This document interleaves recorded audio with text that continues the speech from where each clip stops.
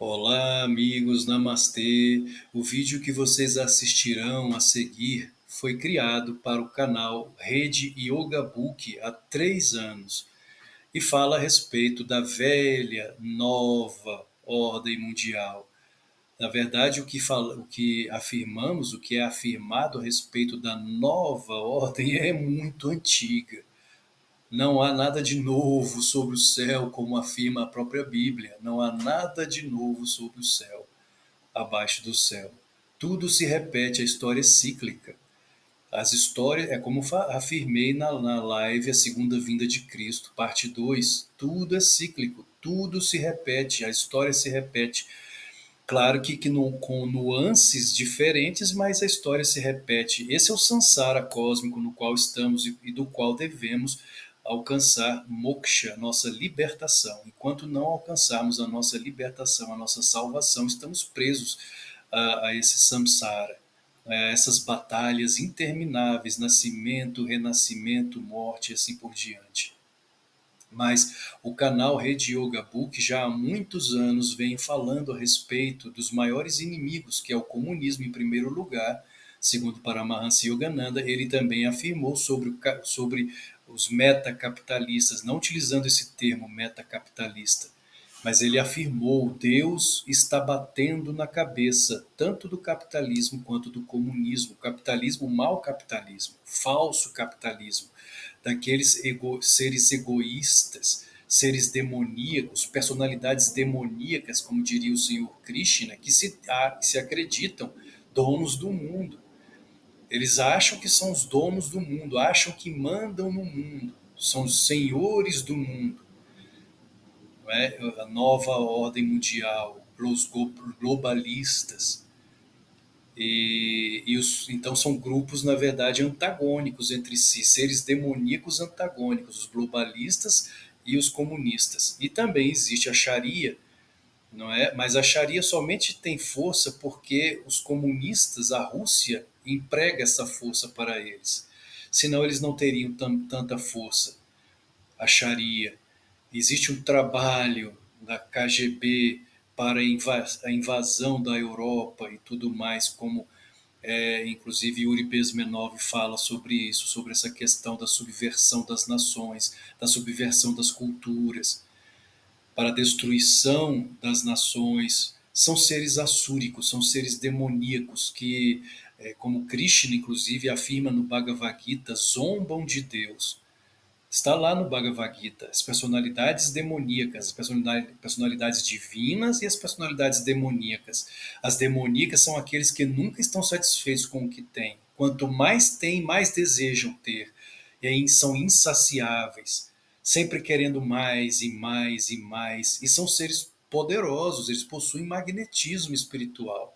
Por isso conseguem atrair e enganar multidões, como foram os casos de Hitler, Stalin, Mao Tse Tung, Pol Pot, Fidel Castro, Che Guevara, não é? Eles possuem magnetismo.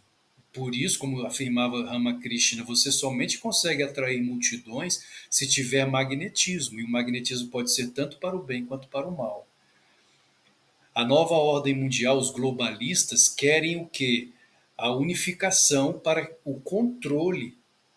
Eles querem manter tudo nas mãos deles, tudo, tudo, desde as indústrias até o nosso formato de pensamento. O que devemos pensar, o que devemos consumir, como devemos agir, tudo eles querem controlar. O mesmo fazem os comunistas, eles querem a mesma coisa, o mesmo tipo de controle. Por isso são seres ditatoriais, são ditadores, são psicopatas, são formas demoníacas encarnadas, asuras encarnados. São nossos irmãos nas trevas, nossos irmãos na ignorância, mergulhados em trevas profundas. Não devemos odiá-los, como o Senhor Krishna afirmou a Arjuna. Você irá para a batalha de Kurukshetra, mas não movido por sentimentos de ódio ou vingança, e sim pelo estrito dever de agir em defesa do Dharma, ou seja, legítima defesa. Na legítima defesa não pode haver ódio, não pode haver vingança, senão já não é mais uma defesa legítima, ela perde a sua legitimidade. Ela só é legítima quando é ainda dentro da, da defesa. Se ela se torna ataque, não é mais defesa, não é legítima mais. Ela virou ataque. E o ataque não é permitido em nenhuma religião, em nenhuma tradição. Nós não devemos atacar jamais, somente nos defendermos, legítima defesa. Então, o que estamos vivendo hoje é uma batalha espiritual contra forças tanto dos globalistas, a chamada nova ordem mundial, como também contra comunistas, contra a Sharia.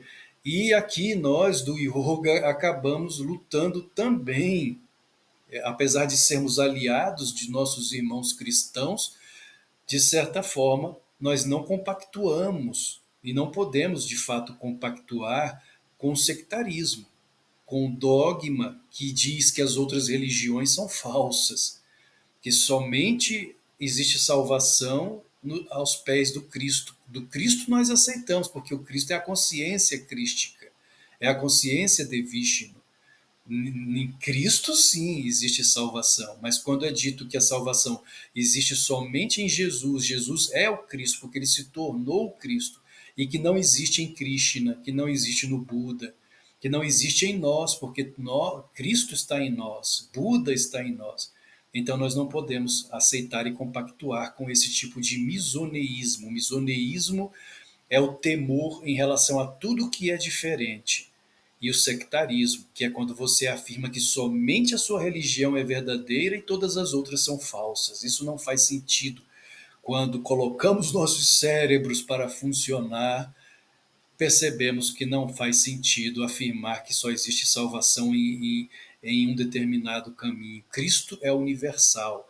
Cristo existe muito antes de Jesus. Cristo é uma consciência divina do Filho unigênito, Tat, Kutasta Chaitanya, Vishnu, existente muito antes de Jesus e que os seres sagrados do Oriente, da Índia, realizaram. Rama realizou o Cristo, ou seja, Vishnu. Krishna realizou o Vishnu, que é a segunda pessoa, entre aspas, da Trimurti. Pessoa quer dizer consciência. E assim por diante. E todos nós também somos Vishnus adormecidos, Budas adormecidos, Cristos adormecidos.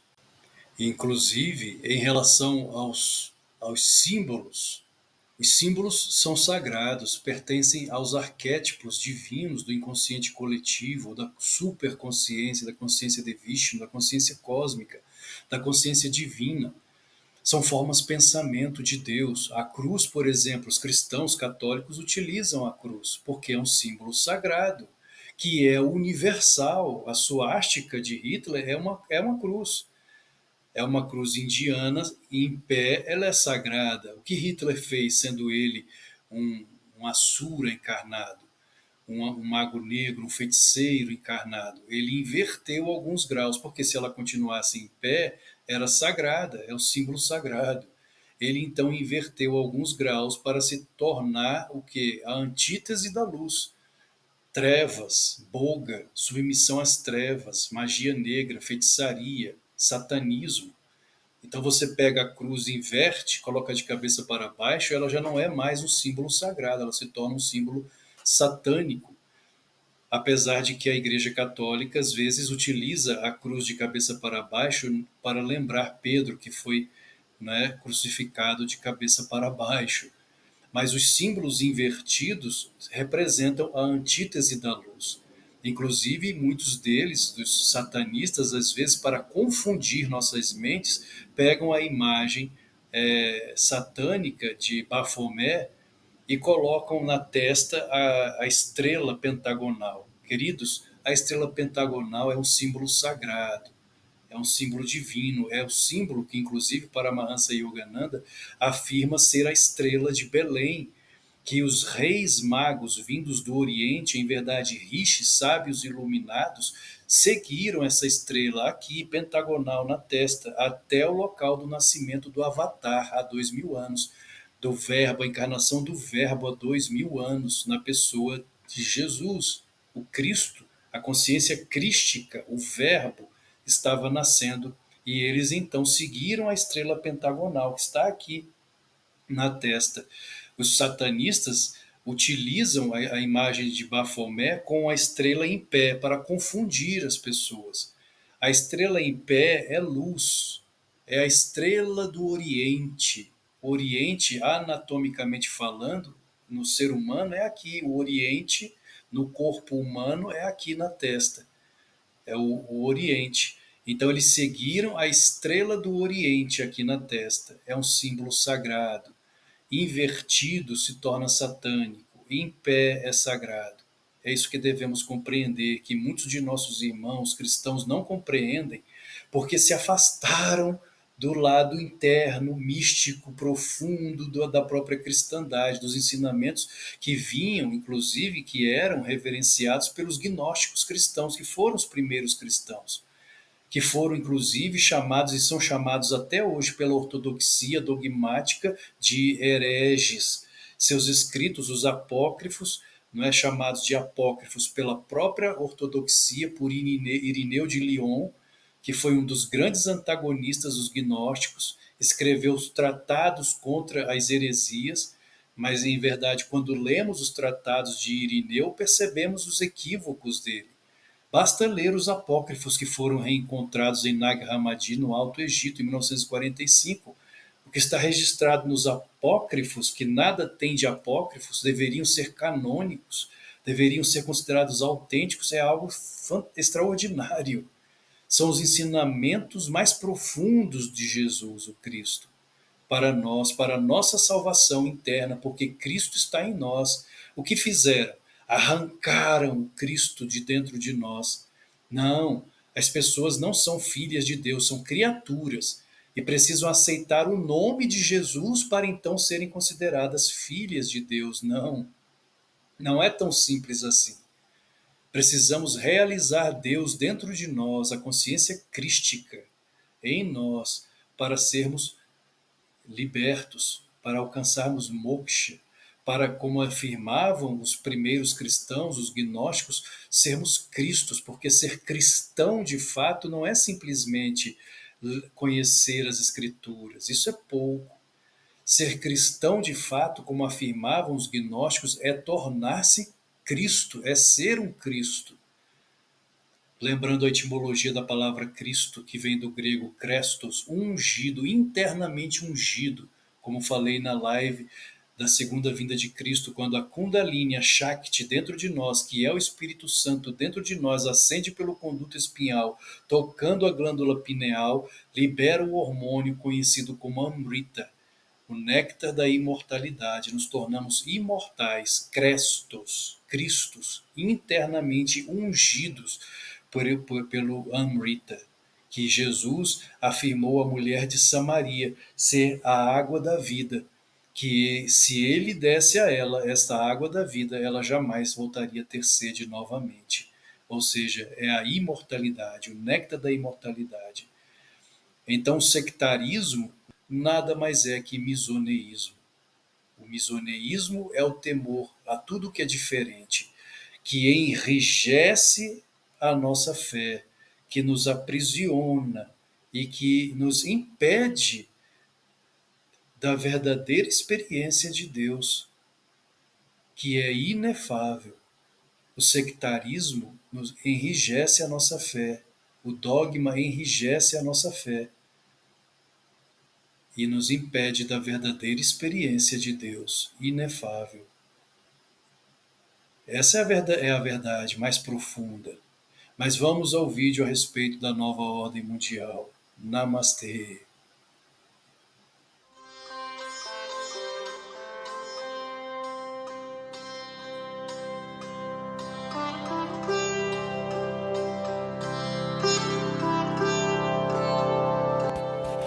Aquilo que nos dias atuais convencionamos chamar de nova ordem mundial é, em verdade, tão antiga quanto o mundo e, portanto, deveria ser chamada de velha ordem. Porque Krishna é tão importante nos dias atuais Como ensinou Paramahansa Yogananda, Krishna é imprescindível, porque nos traz o equilíbrio perfeito entre a ação e a inação, a paz profunda e a importância da legítima defesa, um excludente da ilicitude. Isso não significa que Jesus não seja tão importante quanto. Ambos são imprescindíveis, mas quando o assunto é a legítima defesa, o Senhor Krishna guiou o exército dos Pandavas na batalha de Kurukshetra. Jesus, igualmente, demonstrou a importância da legítima defesa quando expulsou os vendilhões do templo em defesa do sagrado. Frontalmente vilipendiado na casa de Deus, o templo de Jerusalém, rodopiando um chicote no ar e virando as mesas dos cambistas. Jesus foi levado ao Sinédrio após se declarar o Filho de Deus, uma tradição milenar na Índia e entre os povos orientais, a tradição dos avatares, os filhos de Deus, divinas encarnações. Ele foi severo em sua crítica aos fariseus. Hipócritas, não entram no reino dos céus e não permitem que os outros entrem. Em relação à velha ordem mundial, a diferença para os dias atuais é que ela já não está mais oculta como antes, já não permanece subliminar, agindo nas sombras sem que a humanidade desconfie. Está sendo revelada, desmascarada.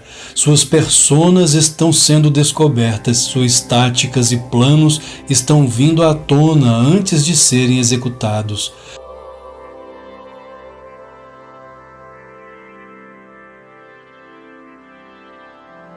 A ordem mundial da época de Jesus estava nas mãos dos fariseus e saduceus, bem como nas mãos dos romanos. Na época de Krishna, estava nas mãos dos Kauravas. Nos tempos atuais, composta por um grupo de bilionários, capitalistas que têm por arma implantar o socialismo no mundo, está sendo desnudada. A velha história de que para o mal é melhor permanecer oculto do que revelado já não é mera ficção ou crença infundada. Para a velha ordem mundial, permanecer invisível sem que o mundo soubesse de sua existência era o ideal, mas a partir do momento que passou a ser conhecida, seus planos têm sido jogados no ventilador. Quando as pessoas creem que o mal é apenas uma ficção, ele pode atuar livremente sem jamais ser combatido. Mas quando é revelado, quando suas máscaras começam a cair, então a humanidade tem a oportunidade de ver o inimigo face a face, pois já não é invisível como antes. Mas por que afirmo que a nova ordem mundial é a velha ordem? Muitos têm falado que a nova ordem mundial não é apenas liderada por bilionários que mandam no mundo, mas por satanistas, praticantes de rituais macabros. Quando lemos o Mahabharata, que conta a história dos descendentes do rei Bharata, bem como o Ramayana, que conta a vida do Senhor Rama, ou quando lemos o Srimad Bhagavatam, também conhecido como Bhagavata Purana, que conta as aventuras do Senhor Krishna, descobrimos estupefatos que os Rakshasas, ou demônios, contra os quais os seres divinos lutavam, eram comedores de carne humana. Tanto na mitologia hindu quanto na budista, Rakshasa possui a etimologia sânscrita como ser humanoide, comedor de homens. Os Rakshasas são considerados demoníacos não apenas na Índia, mas igualmente em Bangladesh, no Nepal, no Sri Lanka, em Myanmar, na Tailândia, no Laos e no Camboja, nações de tradições budistas e hinduístas. Acreditava-se que os Rakshasas haviam sido criados a partir da respiração de Brahma, quando ele estava dormindo no final de uma Satya Yuga. Assim que foram criados, ficaram tão cheios de sede de sangue que começaram a comer o próprio Brahma. Brahma gritou, Rakshasana! em sânscrito significa proteja-me, e Vishnu veio em seu auxílio, banindo para a terra todos os Rakshasas, em homenagem ao pedido de ajuda de Brahma. Suas origens literárias podem ser encontradas nas fontes védicas através do hino 87 da 10ª mandala do Rig Veda. Eles são classificados entre os Yatudanas, seres mitológicos que consomem carne humana crua. Os Rakshasas eram mais frequentemente retratados como criaturas feias, de aparência feroz e enormes, com 2 presas saindo do topo da boca e com unhas afiadas como garras. Eles são mostrados como sendo maus, rosnando como bestas e como insaciáveis devoradores de homens, capazes de farejar uma presa humana a quilômetros. Alguns dos mais ferozes foram mostrados com olhos e cabelos vermelhos flamejantes, bebendo sangue com as palmas das mãos ou com um crânio humano, semelhante às representações dos vampiros na mitologia ocidental posterior.